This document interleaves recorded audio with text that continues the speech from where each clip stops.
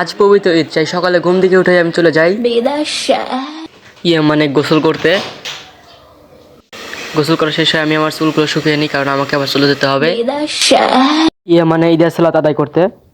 দেখো তো তোমরা হিরোর মতো লাগছে কিনা, আমাকে দেখে আবার তোমরা আবার ক্রাশ খেও না।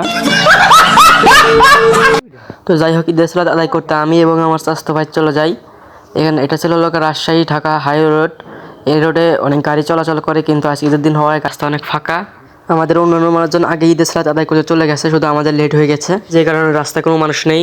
এখানে একটা স্টোরি শেয়ার করি। আমরা যখন ছোটো থাকতে ঈদের সালাত আদায় করতে যেতাম, তখন রাস্তার পাশে এই লাইনটার উপর দিয়ে আমি এবং আমার স্বাস্থ্য ভাই হেঁটে হেঁটে যেতাম। তাই ছোটোবেলার স্মৃতিগুলো আবার জাগ্রত করতে আজকে হেঁটে হেঁটে যাচ্ছি। তোমরা কমেন্টে বলে যাও তোমরা ঈদের সালাত কীভাবে আদায় করতে যেতে। আমার এই চ্যানেলটি নতুন, তাই তোমরা তাড়াতাড়ি আমার চ্যানেলটি সাবস্ক্রাইব করে দাও। আমার ভিডিওটি যদি ভালো লাগে অবশ্যই কমেন্টে বলে যাও, আর কমেন্টে অবশ্যই লিখে যাও আমার ভিডিওটি কী উন্নত করতে হবে।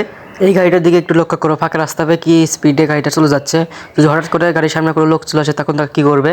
টুকটুক করে হাঁটতে হাঁটতে আমরা ঈদগাহ মাঠে পৌঁছে যাই। ওই সামনে দেখা যাচ্ছে ঈদগাহ মাঠ। আমরা লেট হওয়ায় আগেই মানুষজন এসে ঈদগাহ মাঠটা পূর্ণ হয়ে গেছে, জানি না জায়গায় পাবো কি পাবো না। আমরা লেট হয় ঈদগাহ মাঠে জায়গায় পাইনি, তাই আমাদের রাস্তায় সালাত আদায় করতে হয়। নামাজ শেষ করে আমরা আমাদের বাড়ির উদ্দেশ্যে রওনা দিই। এদিকে দেখতে পাচ্ছ আরও মানুষজন বাড়ির উদ্দেশ্যে রওনা দিয়েছে। এরপরে গিয়ে আমরা কয়েকটা ফটোশ্যুট করে নিই। তো আজকের মতো এটুকুই, বাই।